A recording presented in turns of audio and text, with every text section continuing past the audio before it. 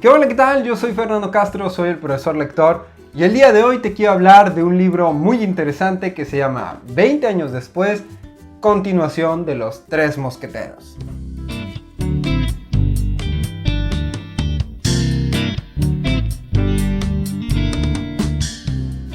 Antes que nada te advierto que siendo que este libro es la continuación de Los Tres Mosqueteros, aunque no voy a dar spoilers de este libro, pues obviamente sí incluye la reseña spoilers del libro anterior, así que si quieres evitártelos, tómalo en cuenta. Ahora sí, este libro fue escrito por el mismo autor que la historia original, Alexandre Dumas, y fue publicado originalmente entre los meses de enero y agosto de 1845 a manera de folletín, lo que quiere decir que salía un capítulo publicado cada 2 o 3 días aproximadamente. Por el momento solo me gustaría comentar que me gustó mucho el libro, pero antes de adentrarme en por qué me gustó o por qué no, vamos a contarte un poquito de la historia. Y para esto hay que recordar quiénes son los personajes. Pues teníamos a Luis XIII, que era el rey en la primera historia, y su regente, que era el que, como algo así como el primer ministro, que era el cardenal de Richelieu. Para esta historia ambos ya murieron, así que ahora las riendas quedan en teoría a manos del hijo del rey, que es Luis XIV. Sin embargo, él todavía es menor de edad, así que en realidad las riendas las tienen su madre, Ana de Austria, y su amante, que es el nuevo regente, el cardenal Mazarino. Este Mazarino es un italiano naturalizado francés que el pueblo francés odia, no solo porque no le perdonan su origen extranjero, sino por las acciones que realiza. Y precisamente por este mal gobierno de Mazarino y Ana de Austria, se empieza a levantar un movimiento conocido como la Fronda. La Fronda es un movimiento armado que fue dirigido por los nobles franceses o por varios de los nobles franceses más importantes de la época, quienes exigían y reclamaban varios de los beneficios e influencias que tenían, pero que habían perdido por el gobierno de Richelieu. Al mismo tiempo, estos hombres movilizaban al pueblo porque el pueblo también exigía justicia porque sentían que se les estaba explotando para poder mantener a las fuerzas armadas. Entonces, en este punto es donde comienza nuestro libro de 20 años después, con la Fronda levantándose por toda la ciudad de París y Mazarino sin saber ni dónde esconderse. Hablando específicamente de nuestro protagonista, D'Artagnan, tú podrás pensar, bueno, pues 20 años después seguramente ya es todo un capitán de mosqueteros, él y sus 3 amigos han tenido tantas aventuras que no podrían escribirse en toda la historia de la humanidad, pero no. Resulta que D'Artagnan sigue atorado en el puesto de teniente, no ha ascendido desde hace muchísimo tiempo y tiene más de 10 años de no saber absolutamente nada de sus 3 amigos.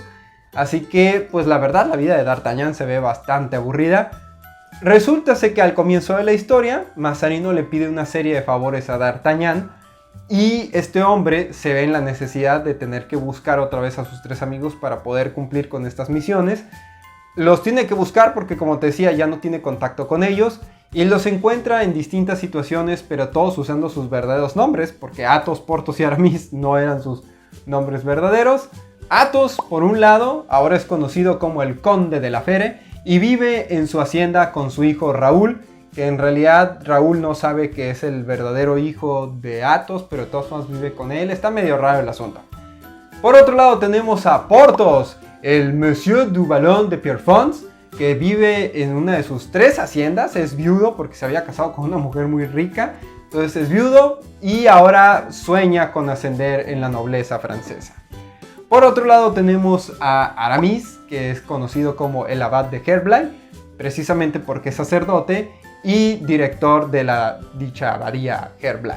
Solamente Porthos decide seguir a D'Artagnan y esto con la promesa de que de salir bien las cosas recibirá el título de barón. Sin embargo, Athos y Aramis son frondistas y odian a Mazarino, así que obviamente no iban a seguir a D'Artagnan para hacerle favores a este hombre. La historia continúa, las cosas se complican y eventualmente tienen que viajar a Inglaterra. Athos y Aramis lo hacen para proteger al rey Carlos I, mientras que D'Artagnan y Porthos lo hacen para ayudar a Lord Cromwell, que es precisamente quien quiere destronar a Carlos I. Además, con este Lord Cromwell está viajando como su mano derecha el mismísimo hijo de Lady de Winter, que era la malísima de la historia anterior y a quien mataron los tres mosqueteros y que ahora su hijo quiere cobrar venganza. Entonces, como que las cosas se complican un poco con este viaje. Hasta ahí lo voy a dejar y te voy a empezar a explicar por qué me gustó el libro. Sin embargo, te quiero decir por qué me gustó, qué cosas se me hizo pues X, pero creo que debes de saber. Y también qué es lo que no me gustó, porque tampoco es que el libro sea una super maravilla. Vamos a comenzar diciendo algo que sí puede sonar polémico. Bueno, no sé si polémico ahora, porque ni a quién le interese. Pero a mí particularmente no solamente me gustó este libro, sino que me atrevo a decir que me gustó todavía más que el libro original de Los Tres Mosqueteros. La neta se me hizo buenísimo, me encantó. Los personajes son más prácticos y centrados. Ya no son tan soñadores y wow, como en la primera historia, todos romantizados, con unos discursos larguísimos, llenos de parafernalia, basura. No, en este caso ya son mucho más prácticos tanto en su hablar como en sus acciones. La amistad de estos cuatro protagonistas se ve en aprietos en varias ocasiones, sin embargo siempre triunfa de una forma creíble. Eso es algo que me gusta, muy creíble y además muy ingeniosa. Ese es otro punto. El ingenio de D'Artagnan en este libro luce muchísimo más que en el libro anterior. Siempre para todo problema, y créeme que todo el tiempo salen nuevos problemas, pero para todo problema tiene un plan, o se le ocurre un plan en el momento, bastante ingenioso, creíble y hasta cierto punto lógico. Digo, también es una novela, hasta cierto punto lógico. Entonces a mí me llamó mucho la atención eso, la inteligencia y el ingenio de D'Artagnan. Otra cosa que me gusta de este libro y que se me hace una tachita a todas las adaptaciones que he visto en general de Los Tres Mosqueteros y todos sus derivados, que es los personajes secundarios, Grimaud, Mosquetón y Blois, los ayudantes de los mosqueteros o los sirvientes de los mosqueteros, que desde el primer libro tienen mucho protagonismo. En el primer libro no sale Blois, sino que sale Bazin. Pero aquí lo cambian un poquito, no importa. De todos estos personajes que son ayudantes o son sirvientes, tienen mucha importancia o mucho peso dentro de la historia. Ninguno de los planes, por mágicos que fueran de D'Artagnan, funcionaba sin ellos. Y en más de una ocasión se salva la vida de los protagonistas gracias a sus ayudantes. Entonces, sí me parece la verdad bastante ingrato que ninguna adaptación se tome en cuenta a estos personajes. Ahora, lo que sí creo que deberías de tomar en cuenta, a pesar de que se me hace un dato X, o sea, a mí no me molesta, pero pues a lo mejor a ti sí. En varias ocasiones he mencionado que las novelas históricas no se deben de interpretar pensando que son documentos históricos. Como que todo lo que pasa en la historia, en la novela, así pasó en la vida real. No, la mayoría de las novelas históricas son historias falsas o ficticias, pero enmarcadas en un contexto real. Hay algunas que sí relatan hechos históricos reales, tal cual, pero de todas formas el autor se toma sus licencias literarias, entonces mete mucho de su cuchara y nunca debes de leer una novela histórica pensando que lo que estás leyendo es un documento. Esa advertencia en 20 años después te la hago al doble o al triple, porque aquí debes de tomarlo todavía más en cuenta. La verdad, sí se puede decir que esto es una novela histórica, de hecho cumple con todos los requisitos tal cual. La gran mayoría de los personajes que aparecen en la novela son reales, los hechos básicos de la historia son reales, la Fronda existió, todo esto. Sin embargo, sí se toman muchas licencias Alexandre Dumas, cambia eventos históricos de fechas, de repente hay cosas que no te cuadran, le da mucho protagonismo a personajes que en la vida real no lo tuvieron y viceversa. Entonces, por eso te digo, a mí la verdad en lo particular no me importa, pero pues tómalo en cuenta, ¿no? No leas esto pensando que estás aprendiendo historia al leerlo. Sin embargo, sí te puede incentivar a conocer, a investigar y conocer verdadera historia gracias a esto.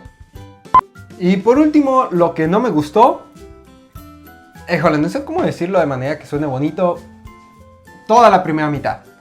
Toda la primera mitad del libro, no voy a decir que es basura, no voy a decir que la puedes quitar y no pasa nada. No, la verdad es que sí sirve, sí te da un contexto, sí te plantea los personajes, sí es necesaria la primera mitad para entender la segunda, pero realmente creo que se podía resumir muchísimo, muchísimo, muchísimo.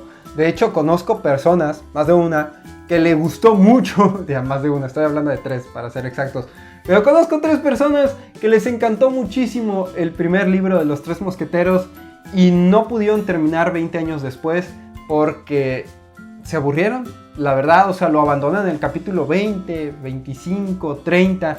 Tú dijeras, oye, no manches, o sea, ya iban bien avanzados, no lo abandonaron en el 5, en el 6, lo abandonan muy adelante, pero es que toda la primera mitad está del nabo, la verdad. O sea, lo que yo te conté como sinopsis es toda la primera mitad y yo te la conté como en minuto y medio, pero el autor te lo cuenta en 40 y pico capítulos. Así que, ay, híjole, la verdad, sí pesa esa primera mitad. Lo digo precisamente mencionar lo de las 3 personas que conozco que dejaron de leerlo, porque lamentablemente sí pierde lectores este libro por culpa de esa primera mitad. Yo, te voy a ser honesto, comencé a leer el libro en noviembre del año pasado y la primera mitad apenas la terminé en junio. En junio terminé la primera mitad porque lo estaba leyendo demasiado lento, me aburría. Cada vez que lo retomaba me aburría y lo volvía a dejar por un tiempo, lo volví a agarrar y me volví a aburrir y fue un sufrir poder terminar esa primera mitad. Sin embargo, yo de verdad tenía esperanzas, o sea, me había gustado demasiado la primera mitad, tenía esperanzas de que mejorara y gracias a Dios así fue. No solo mejoró, mejoró muchísimo. La segunda mitad es excelente, es buenísima y como dije al principio, sí creo que incluso supera el primer libro. Tiene muchas cosas en las que se me hace superior a la historia de los 3 mosqueteros, pero tienes que pasar una primera mitad horriblemente aburrida. Hay otro detalle, pero que tampoco voy a decir que es un defecto y que está mal y no sé qué, pero es que la verdad Richelieu no era un villano, era el villano. Yo lo pondría en mi top 5 de villanos literarios. La verdad es un villanazo Richelieu. Entonces en esta historia llega Mazarino en su lugar y honestamente le quedaron grandes los zapatos a llenar. Sí creo que Mazarino no es un villanazo al estilo de Richelieu. Y como ya habían puesto la vara alta en el primer libro, pues sí estaba difícil que se le superara. Creo que Mazarino queda a deber como villano. Impone más el hijo de Lady de Winter, la verdad. En fin, si tú ya leíste la historia o la conoces, puedes expresarte en los comentarios. A lo mejor tú no concuerdas conmigo, a lo mejor sí. Puedes también dejar un like, un dislike, puedes comentar, puedes suscribirte, darle a la campanita, puedes hacer lo que te dé la gana, puedes no hacer ninguna de las cosas que dije. De todas formas, eres libre de tomar tu decisión. Yo soy Fernando Castro, el profesor lector. Espero que te guste este video y compartir este gusto por la lectura contigo. Te mando muchas bendiciones y nos vemos próximamente.